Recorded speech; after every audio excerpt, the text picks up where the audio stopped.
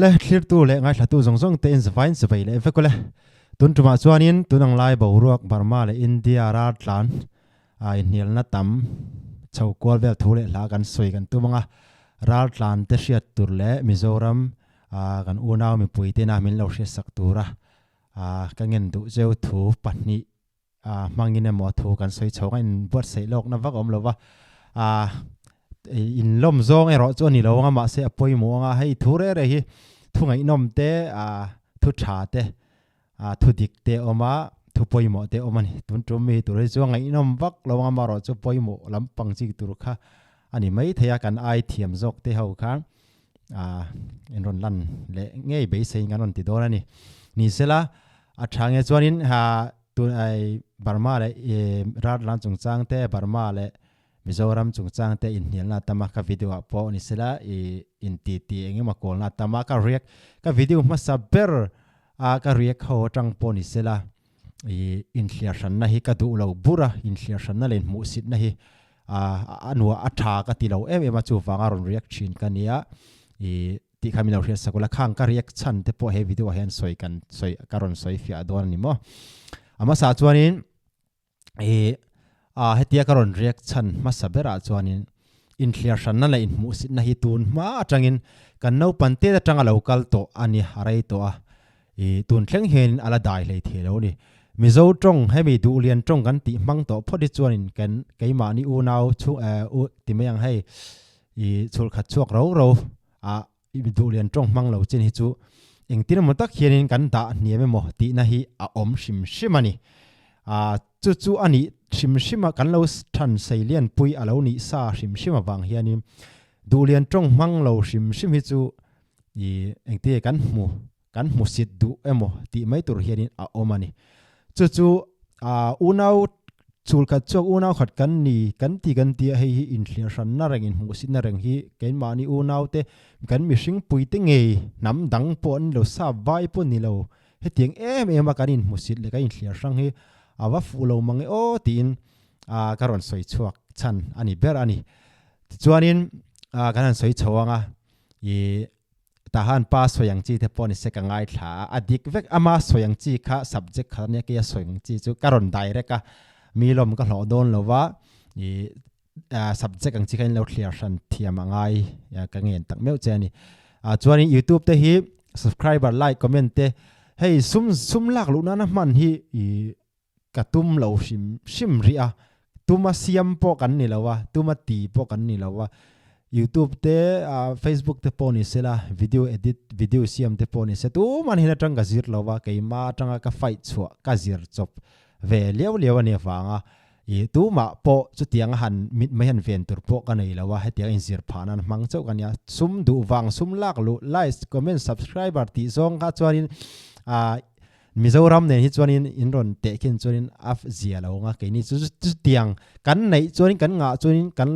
lom ngo tang min lo support min lo ti sak tu te mo amaro chu tiang du wang bai sei wang kha ani ma sat lo ani kan vai ve thil ram khat kan pian na ram kan ram nge ya kan vai ve thil kan than dik om taka lang si dik si lo khatiang ang kan than sei len kan than nan to thil tam lutuk kara hianin hetianga kan nun reng hi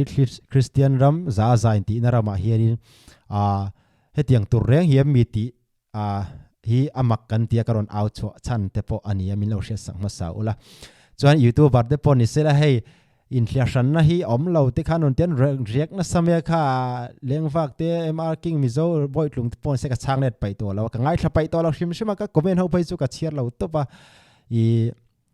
an mani pun an mu dan an react mea kai pun ka mu dan ka react mea kan mu dan khain ang thelo shim don sa khang kha chu mitin te kan ni danan sa di in huan na thileng maom lo ne mi pui lam tang khang ka kan vei thilani vai kan tang ul thina ni le kha tiang khan thin sela Mizoram achan kanan soi chotana Mizoram thil thleng zong athalo chin thleng kan ting chu mila tam takanon chuka anron lar puyan thami Mizoram mi pui that zara an hlok puya an no ban ti emani chu tiang kara chuani mi thalo ruk mang drugs tol mang chi tian om hianin Burma kan ming chia ni Burma mi kan ming chia achan chu kan khochak kalam kan unaw te chu a ti om ngai lawa Burma mi bok mo Burma ho ti ro u tongkam na tak khia chuak thina Burma mi an lo ni lo po ni sela Burma mi ti na kha om sa shim thina ni chu min lo hria sakula kan ni vek khir lawa raltan te lama tang kan soima sanga raltan te po kan film khur angai tak seta hetiang tidu ho ka chu tor po amol pho po lo mol pho nga mula shemin ngai le po Mizoram point lo shem makula no chon ngai le lo not chok bak lo thil thalo ti te wanga mi re thei tam tak in le lo chan mo in le lo nei lo tak wanga ralon tlan hi tam tak kan omani kan tuna hongila in le lo kang seral mo kan ni deuh lua chu wangin mi ho sa ten anron ra tlana ni anron ra tlana suman nga sia suman dong thei sia khanga Mizorama thil thei ho tak ne in thuruala thiran ti a amaro chu anma ni wang khat in hun lo ra ma to wa mo in hun ten nei a dor ten lo ati khanin anma ni wangin thil to chho ani kha Mizoram mi pui pon in du lo wa chu tiang rol chon kan du bik lo wa anma ni wangi mi re thei ke ni eng ma nei lo ni kan ni khat ei trok ang chiao hin kan tuar kan chep tual ani chu wang chuani heng ho hi tha kan ti lo wangin karon aw chuak pui karon aw chua sak ani ber zok ani ti khamilo hria sak turin ka ngen masa chewani mi ho sa te wang kan chep tual hi tha kan ti lo wa mi tha mi chien oma Mizoram po mi tha mi chien oma Burma tangaral tlante po mi tha le mi chia kan om kim pe ka chu shem nga yang chi te chu shem mak makula no chuak ayam le lo no chuak makula in vo be le YouTuber ho sum du wanga ani mai lo mo te mi pui koi her tum tra mi pui ril ru dik kala ya kha dik lo te wa koi her tum sum mu na ni boxi YouTuber kan tam to fangin YouTube hian ngai thana sa sia chu wangin khatianga soi reng po ngai lawin tha kan ti lo chon khatianga i shem mak no chu mak ang chi khanin ron ti ula mi fel tam tak tan poni se mual pho na ming chen na om lo tura kan ngai de uzok khang kha nima sa sela thanga chuanin mizo ti chungchang kha chu le i thang thar tengan pum loi mo kan ni dan i mizo zo mi pai te falam hal kha kan ni mo khang chu ka soi tu mani lo amaro chu una khat kan ni kan ti to thia thei po ani chuang lo kan pian na alo ni to shim wangin mizo ni du le ti du kher lo kan oma kan tong mang den ang lo wangin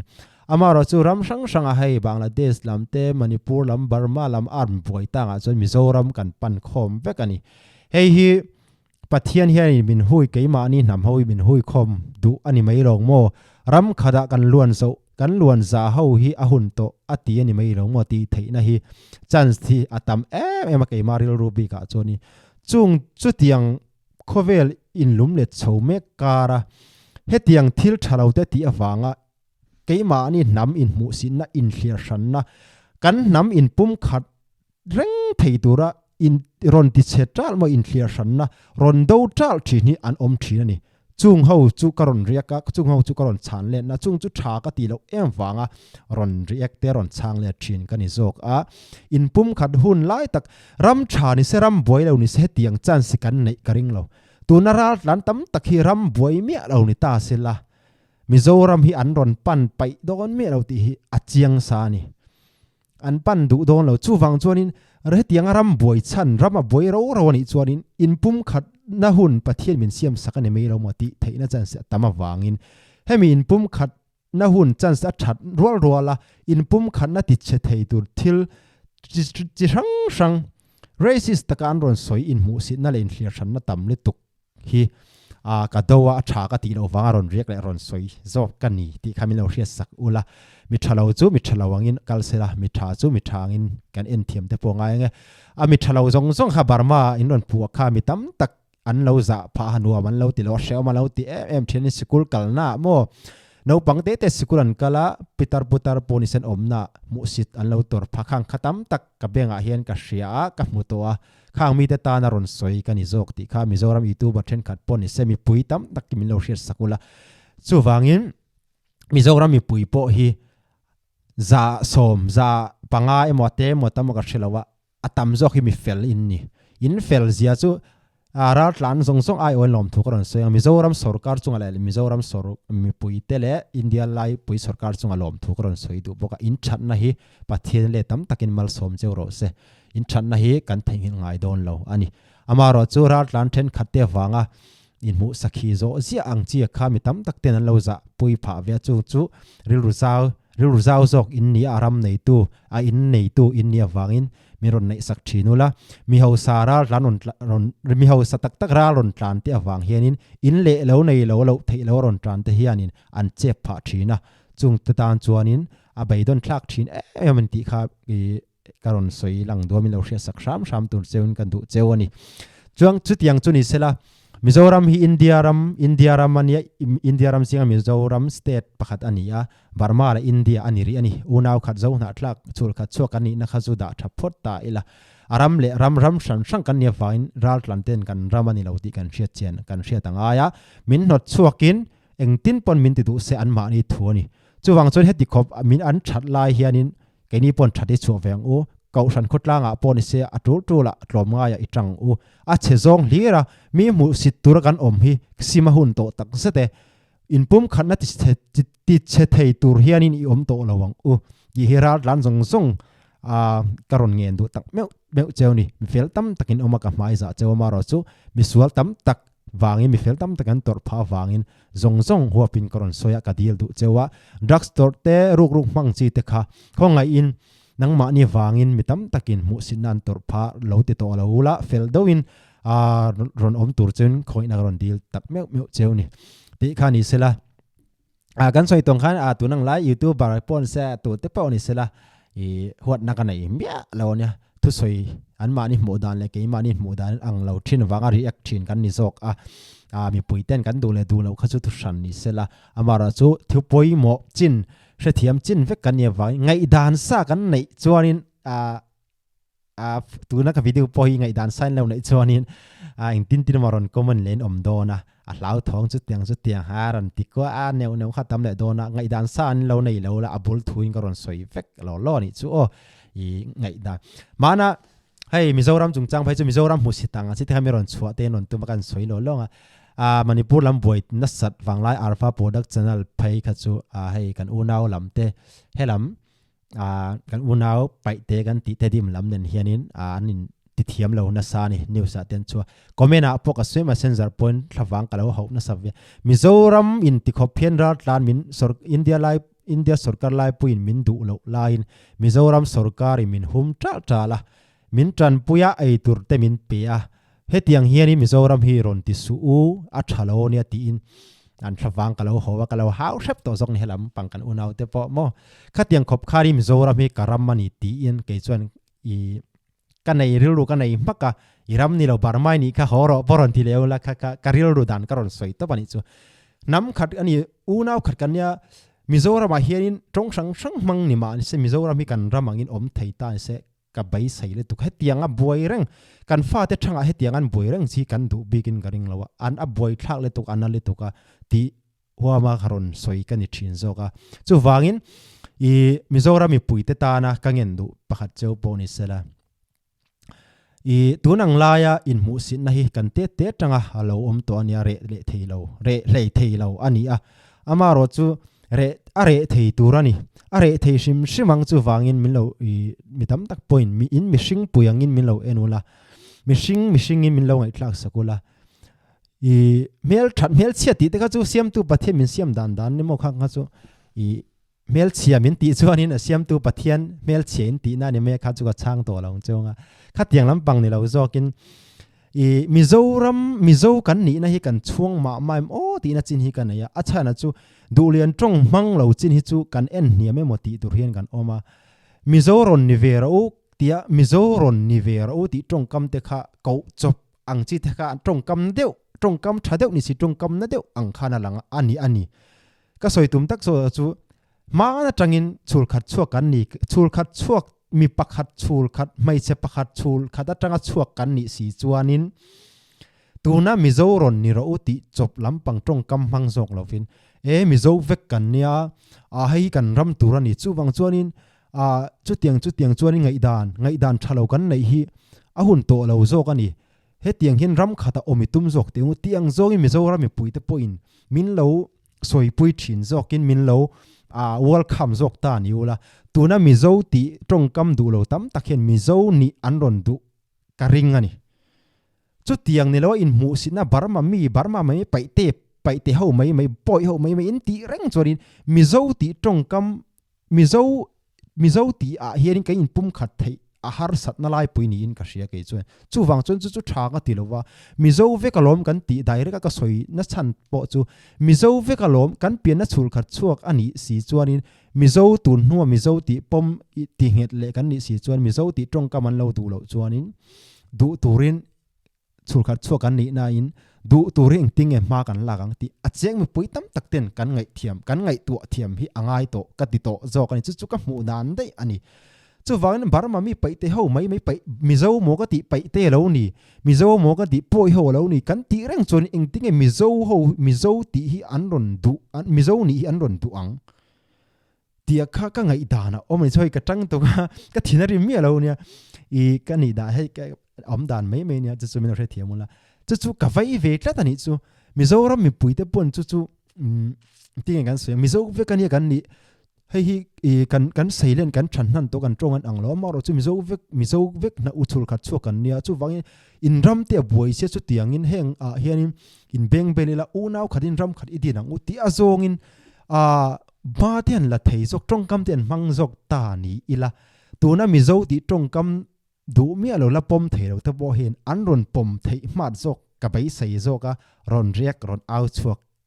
na chan chu zok chu ani te ta ni ke ka du zok ka bul thu chu mo ka ron soi chu na chan chu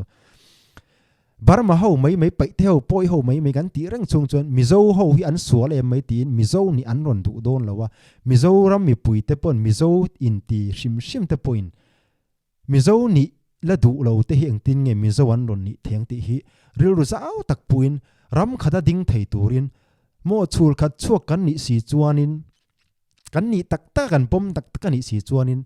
he tianga kan in hnial reng kan in mu sit reng hi mission na Christian kan ni na tan pon a omang lo e pum khat in ni teng u in mu sit na len hlir ran hei om to chu se ti in a thazok bai sein in kuang ko in thu thazok thu in mu sit na tongkam a in u naw na tongkam mangjok tong o ti in karon riak chan karon bul karon tan na chan ani ti khongai min lo hriat sak don nya ti kha karon soi lang le tua raltan fellow tam takan oma poi khop mai ngai dam karon dil amaro chu anni wang khanin mi re thei tam takin an tor pha chung te tan chuanin min lo hriat thiam sak thin la chung te tan chuan karon soi na chan zo kania mi sual te re chu ka tan lo re kan tan mi alo khoya ma kan tan lo ani mi thil thalo ti tu te chu danangin lo shemula lo thon ho ngai lo thon ho mi turin karon soi mak du ni thil thalo ti ho kha kan tan re lo ka video riak ma sabera tang point a thalo te chu thalo angin kal sela in racist te hei sap tong an tia ka lam thiam ka thelo kha lam dik lo te han ti lenge khami in musin in clear shan na tongkam shim in musin na tongkam Burma mi machira ka soyang khani in du zong ta han pa cho in du zong soya ta han pa non ti ya in du lo zong soi chin chu Burma pa in non ti ya ke po channel ming kan ya zo zu na ya zo zun pa in chu tiang chu na ron soi in ti thei reng amaro chu YouTuber ten an content ta in du lo zong ania fang in Burma pa in non tiang chi te kha in clear shan na nia pol khat pas lo pon kan lo hra thiam thin sia khang kha apoi kan ti pui chin zok wang ani ka tu soi chonga inom lo mai theya khang te khami puilam tang kan hriat thiam ka ring tlatani khang khamo ani ta ni in du zong soi chin chu ta han pa kho chak pa in kan kho chak kan unau pa in aron tia du lo zong soi chu Burma pa in la ron khe ura la kai hora tu maran ti kol khatiang ka chu ni in racist mama in du le chuang don lo ma ro chu khatiang te kha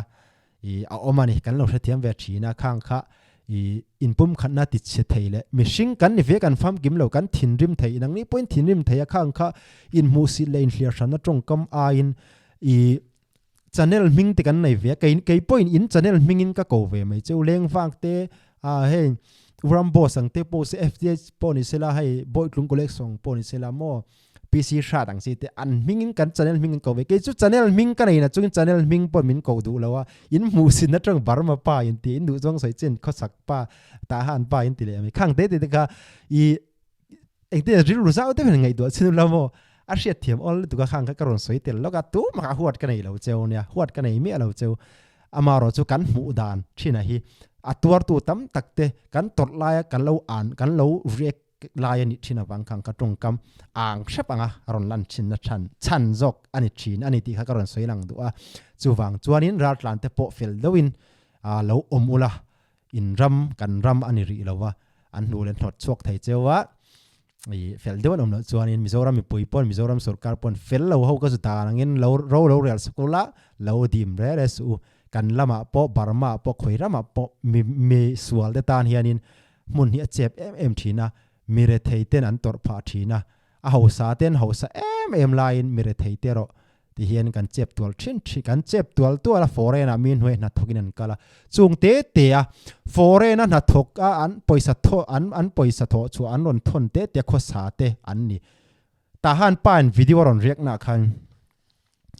จะจูกันสวยเลยหลังงาฟอร์เรนะจังปอยสัททนอันเลี้ยงเฮอารอนเตะเกยจุดเตียงจุกับหมูดานั่นนี่แล้วนี่กับหมูดานเกยตอนทิลจูมีเรทัยตักเรทัยเราเสกฟอร์เรนะมีกุดหน่วยอมนัชันตัวอมเราฟอร์เรนะอันเรทัยไว้ฟอร์เรนะอันฟันูอันตัวน่ะนูเ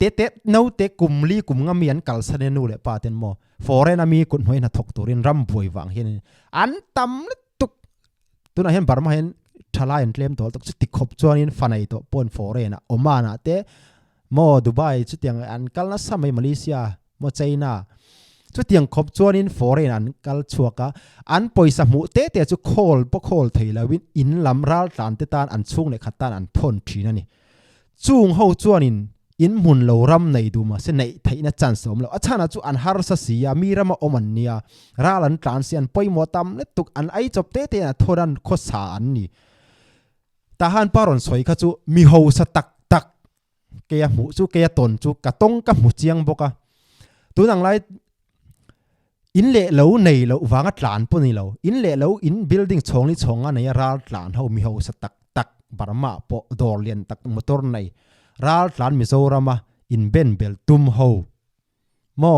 ใบนักตักเลี้ยขตียงเลี้ยงเขาอารมณ์สวยได้นี่ข้างข้ามินเราเชียดเทียมสกุลาเก็บจวนิน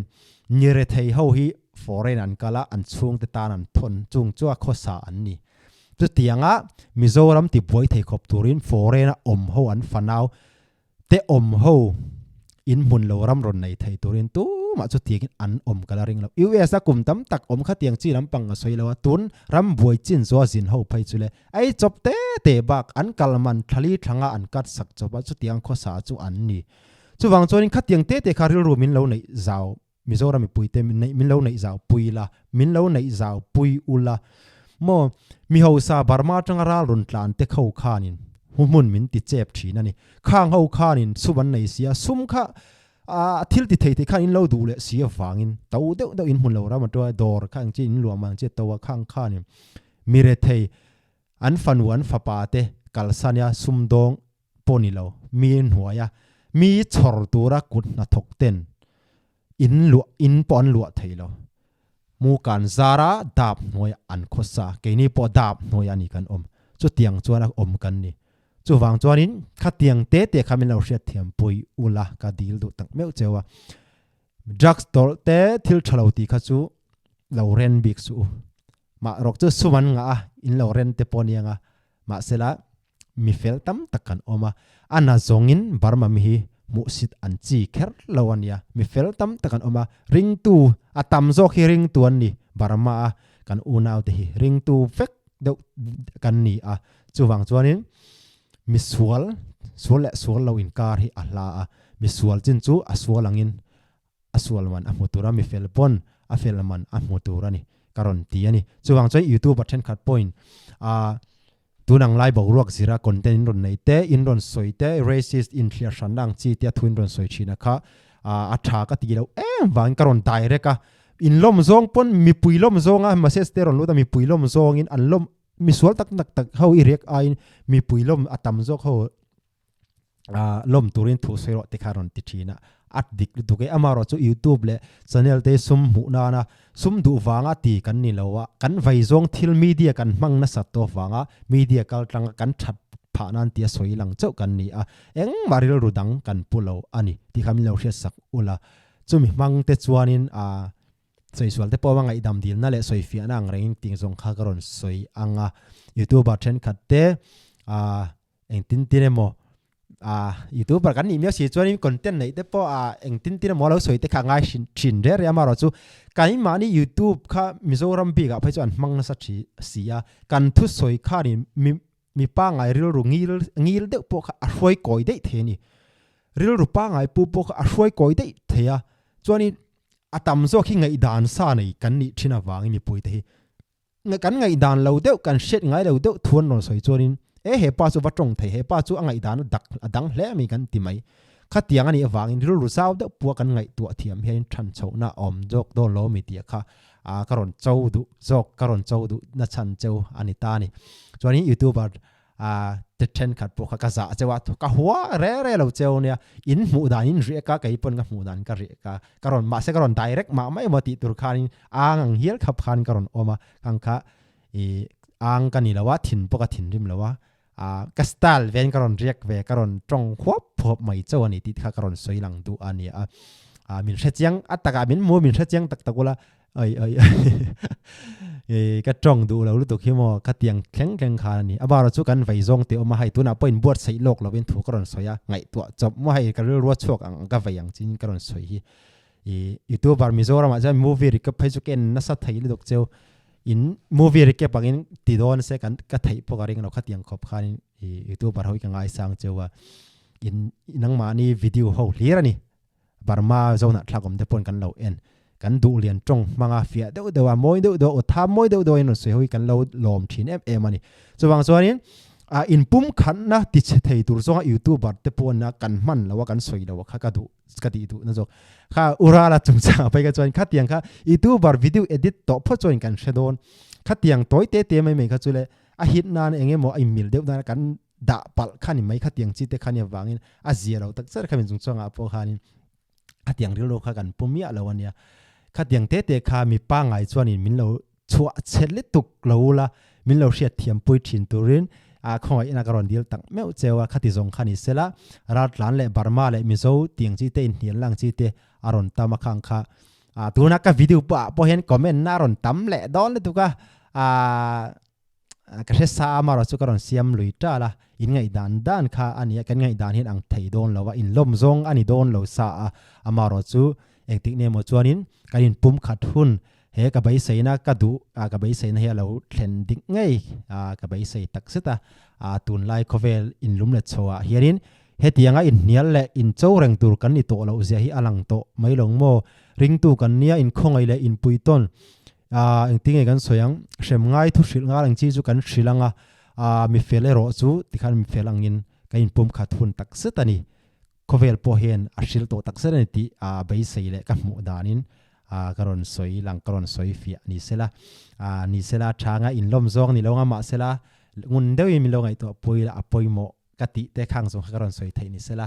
athange le khati zong khan sela soi sual le enge model om chuan mi lo ngai dam ula ale peka kai mule donya krom tak sete